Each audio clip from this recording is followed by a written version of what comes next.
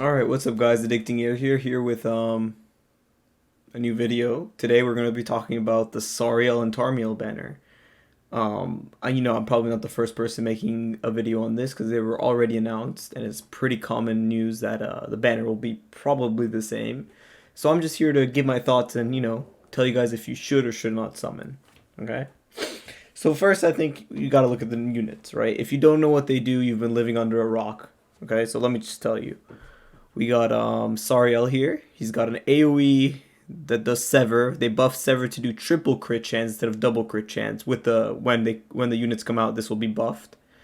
He increases all basic stats of Goddess allies, which is pretty good because Goddess Liz exists, Ludociel exists, Tarmiel himself that he's also coming. I'll talk about later also exists.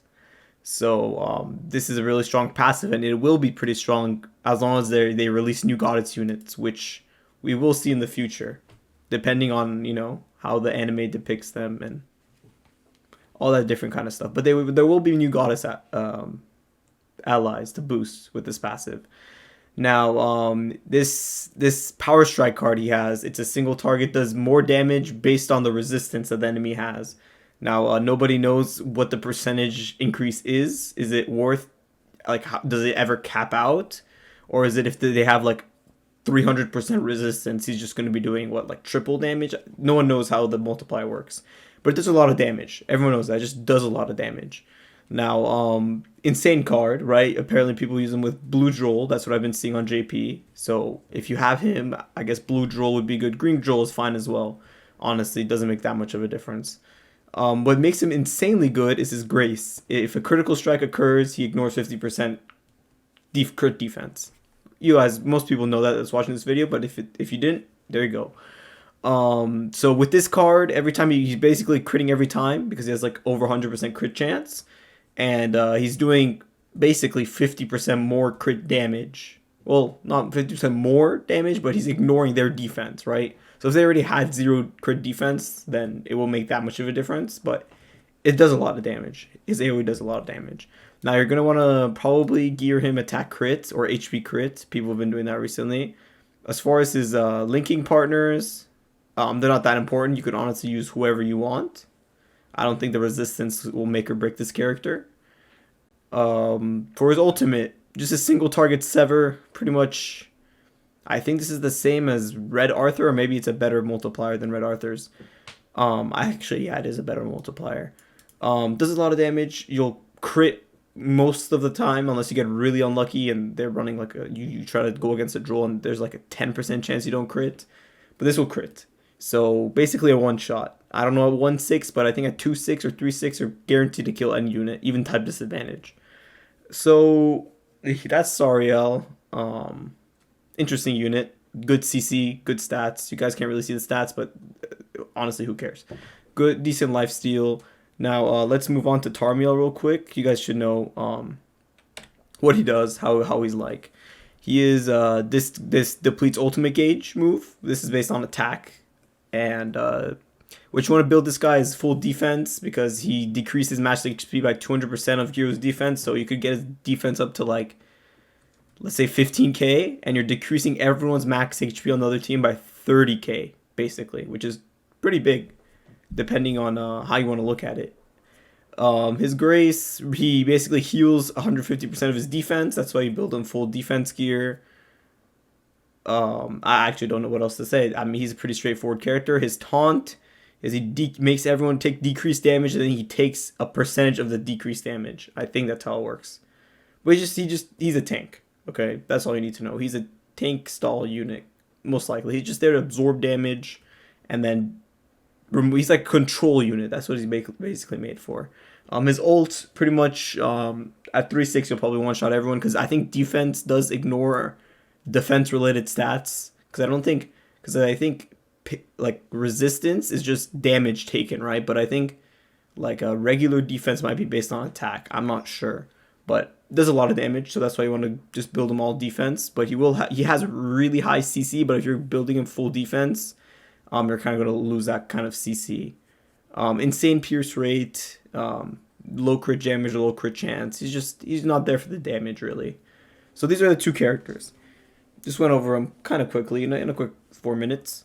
Now, I also pulled up Ludociel here. You guys should know what he does. Whale character, but he's also on the banner, so I wanted to talk about him. If you don't know what he does, I'm not going to explain it. Just, if you have high CC and you go first, he's insane. Pretty straightforward. So, he's also going to be on the banner. Now, I did pull up a picture of the banner from Scene's video. Shout out to him right here. This is the banner. I don't know if Demon Hendrickson will be on it, because he's already on a banner at the moment. He might not be on this banner. Or does he go? He might go. King Banner might go away and the Hendrickson might come back. Well, Hendrickson, I guess it was on the banner for JP. Everyone else is pretty much fodder. I don't think, if I remember correctly, does he ever scroll down? No, he does not. Okay. This is the only part of the banner you have to worry about. The bottom units are just like blue Demon Meliodas and green Escanor, which you should have at least one copy of, and that's only the amount of copies you really need.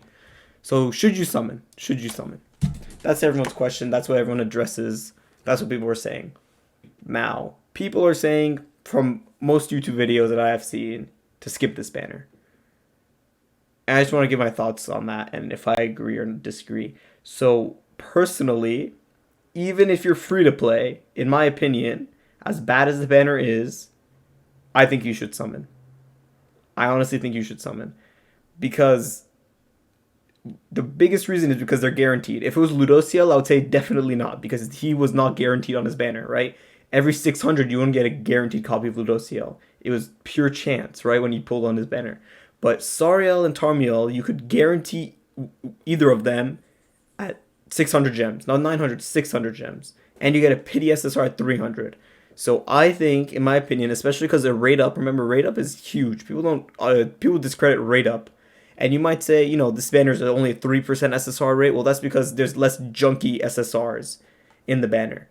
And also what I've seen people say is that he's on the Assualt Meliodas banner, right? Who doesn't want to summon on that?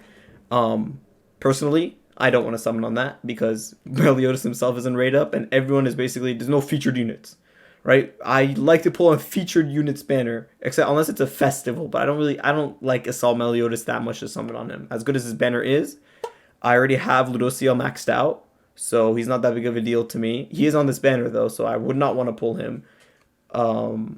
But they do have coin shop commandments on that banner. Now, this depends. Is Assualt Meliodas your favorite character? And are you going to summon on him? You have to know 100% you're going to summon on that banner if you're going to skip this banner.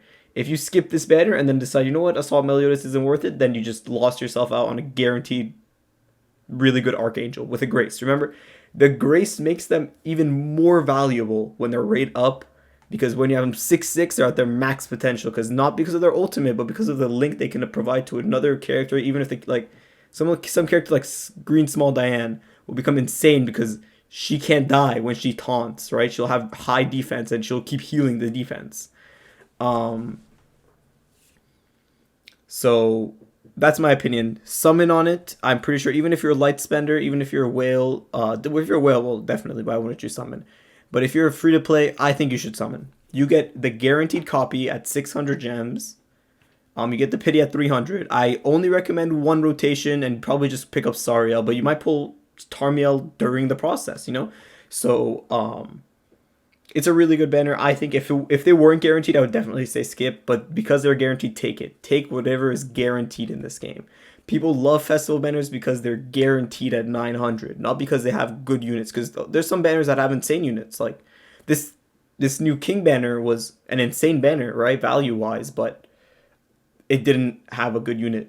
Like the front face of the unit wasn't good, and he was guaranteed unless you wanted Lost Vein or Liz, but that's beside the point. Because I think you summon on this banner and then save for the one rotation. I think 2 rotations if you want to get the extra copies, but I recommend 1 rotation on this banner if you can. If you can't make the rotation, don't summon.